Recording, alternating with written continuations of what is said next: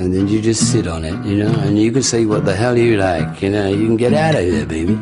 You talk about the kind of impact that rock and roll had on you when you first heard it. What were some of the first things that came to your ears?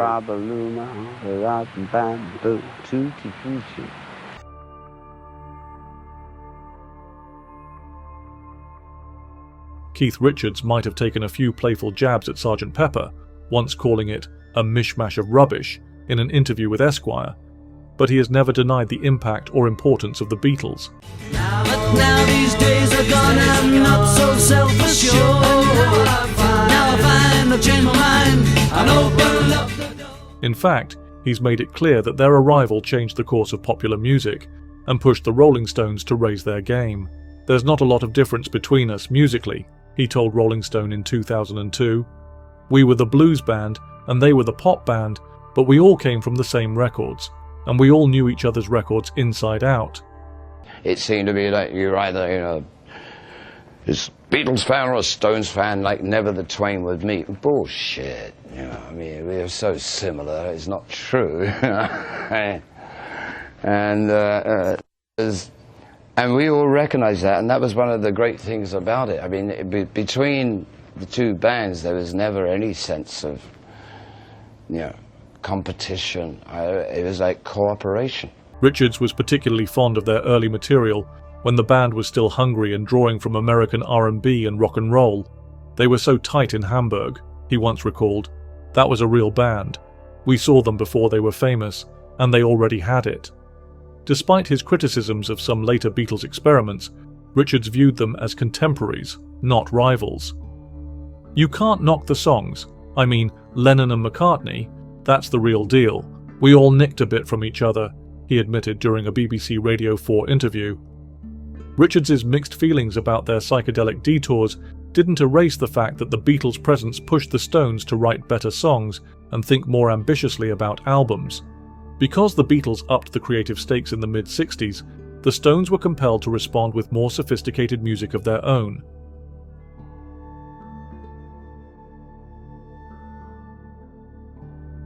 If Keith Richards had to name one band that never quite got their due, he might very well land on the Small Faces.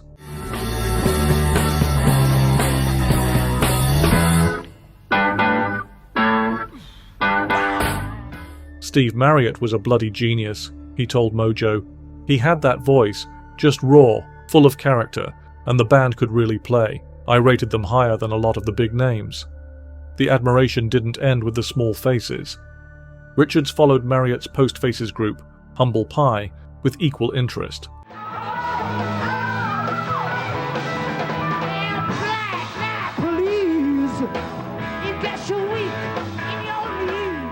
He was still doing it his way, just with more volume. Richards laughed during a 2013 appearance on Later with Jools Holland. But it was real. That's what mattered. What seemed to set these bands apart for Richards was their grounding in rhythm and blues, something he never wavered from. I didn't care for the excess, the overplaying. Marriott never lost sight of the song, he said. In his autobiography, Life, Richards pointed out that while other British groups became infatuated with pomp and grandeur, Marriott's band stuck to the dirtier, more honest roots of rock. He even took a dig at more celebrated groups in the same breath. People go on about Zeppelin and The Who, Richards said, but for me, it was Marriott every time. He could sing those blokes under the table. I always like Steve Marriott, very much from the English point of view. The Small Faces, and then he had Humble Pie, I think, which... But I'm not going to say, Led Zeppelin, The Who, and, Black Sabbath, I'd only be lying. They're not my favourites. They're all good, I know them, they're all good players and everything, but as a band, no. They're thrown together, and you always feel it. You always see the join. The directness of Marriott's approach, coupled with his refusal to showboat, struck a chord with Richards. He admired those who didn't dress their music up with pretense. Because he valued authenticity and raw energy over grand gestures, Richards gravitated towards the earthy grit of the Small Faces and Humble Pie, rather than their more ostentatious contemporaries.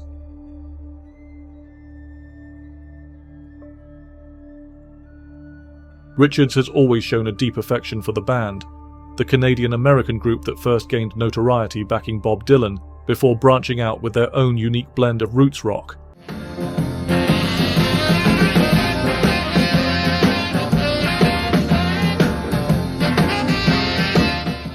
Those guys were like a jukebox of all American music, Richards told Uncut. Blues, country, gospel, they could do it all. He particularly respected their group dynamic. No big egos, no one up front saying, "Look at me." It was about the music, not the personalities, he said. In a 1997 interview with Mojo, he explained how the band's collaborative ethos reminded him of what the Stones used to be before fame and chaos interfered. Richards was especially taken with Levon Helm. Levon was a soul man, he said, a drummer who could sing like that, that's rare. And the way they moved as a unit, beautiful. Can you tell me where a man might find a bed? He just grinned and shook my hand. No was all he said. He would frequently play their albums during downtime in the studio, citing music from Big Pink and their eponymous second LP as essential listens. In life, Richards even suggested that the band's music had become a kind of compass for him during the 70s. If I ever felt the Stones were drifting too far from what mattered, I'd put on the band and remember why we started in the first place. Because the band embodied a sense of shared purpose and musical unity, Richards looked to them as a model of how a group should function without ego getting in the way.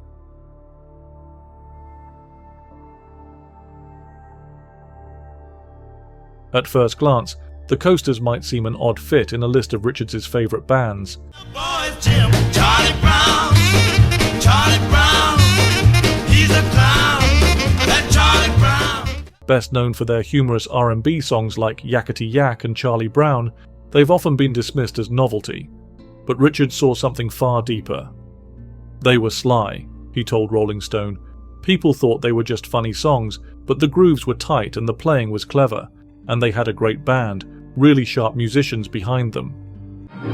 You ain't gonna rock and roll no more, say Yakety Yak. No talk. Just finish cleaning up your room. Just stop with that room. In his autobiography, Life, he wrote, "The Coasters were doing stories. They had characters, they had drama. We learnt a lot from that."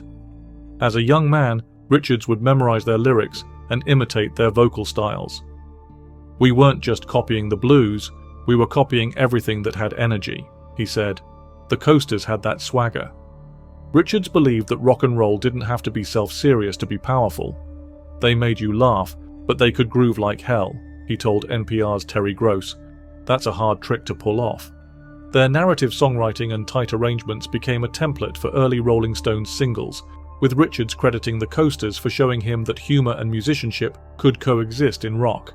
Because the Coasters brought wit, rhythm, and musicality together in a way that never compromised either, Richards held them in high regard as both entertainers and artists.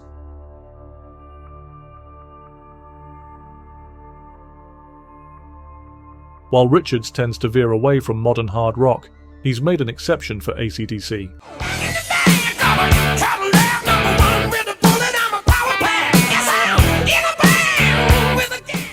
Those guys know what they are, he said in a 2010 feature for Classic Rock. No nonsense, no tricks, just riffs and rhythm. I respect that. He was especially keen on Malcolm Young's guitar work. She was a fast machine. She kept on clean. She had side to side.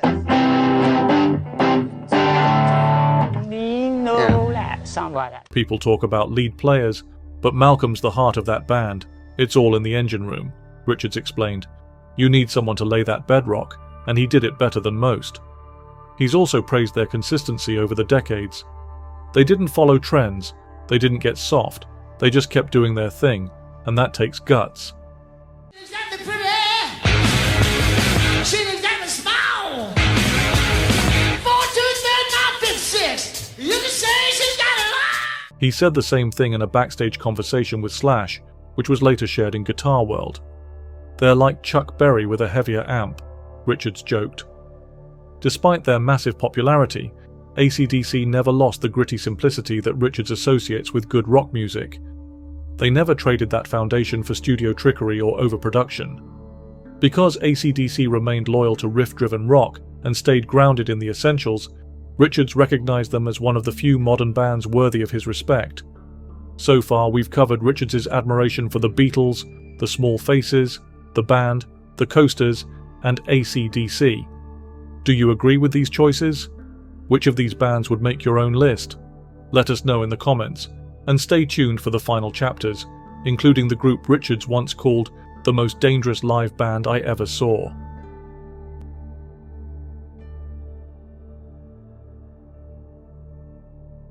Although not often highlighted in lists of classic bands, Elvis Presley's original backing group, known as the Blue Moon Boys, had a profound impact on Keith Richards.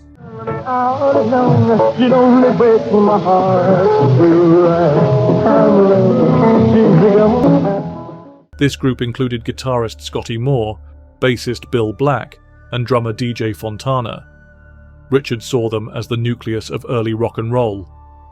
"It was the first time I heard something that didn't sound like my dad's music," he said on Desert Island Discs. Scotty Moore's guitar? That was the future. I was just as interested in the band as I was Elvis. I just considered him to be part of it. You know, what really knocked me out, Bill Black, Scotty Moore, and DJ, because a lot of the early ones didn't have drums on them even. And this is the funny thing. He's the king of rock and roll, and some of his earliest records don't actually have drums on them. In life, he recalled the shock of hearing "That's All Right" for the first time. It just hit me. That rhythm, that looseness. It was everything I'd been waiting to hear. The thing is that Elvis and the boys, the band, had a sound which they'd worked on, honed down and perfected. And all you've got to do is put them in the room, put a couple of mics up, and you'll get the sound that they intended to make. If you put guys in a room and then shove 15 mics and then mix it and re-tear it all to bits, I know, believe me, I've been there. I'm just as much, the more tracks available, you'd use them for some reason. You know, when you actually know that the records you really love have probably done 2-track, 3-track, 4-track. For Richards, the Blue Moon Boys weren't just Elvis's band, they were a blueprint. It wasn't about fancy solos, it was about feel, and they had it in spades. He even credited their approach with shaping his understanding of what a band should be. It was all there, the call and response between the guitar and vocal, the groove, the room to breathe. I learned more from those records than I ever did from music school. Because Elvis's early band captured the spirit of spontaneity and rebellion, Richards saw them as the moment rock truly came alive, and something every band should aspire to.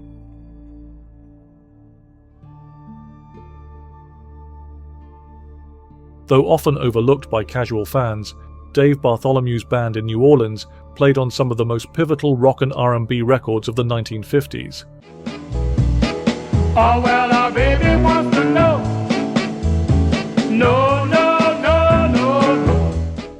They backed Fats Domino, Little Richard, and Lloyd Price, artists who defined the foundation on which the Stones would later build. "That's where you get your groove education," Richards said in Let It Bleed the Rolling Stones, Altamont, and the end of the 60s. That band could swing and stomp at the same time. Bands, Dave Bartholomew's band that used to work and back up Little Richard, Fats Domino, that was a great band. He particularly loved the way they balanced discipline and looseness. "It's not just about keeping time, it's about how you play around it," he explained in a New York Times interview. Those guys were pros. They could play anything and make it cook.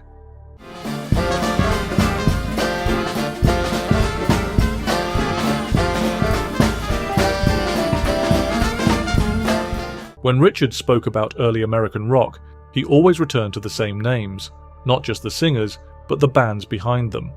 Dave Bartholomew's outfit, with players like drummer Earl Palmer and saxophonist Lee Allen, became a kind of secret weapon for an entire generation of rockers.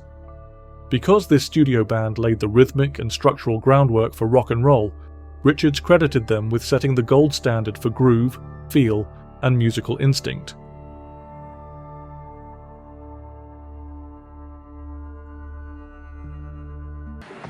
I first came in the middle 60s, just out of Jamaica, have a holiday, you know. And I started to listen to what music they're listening to and what they were playing.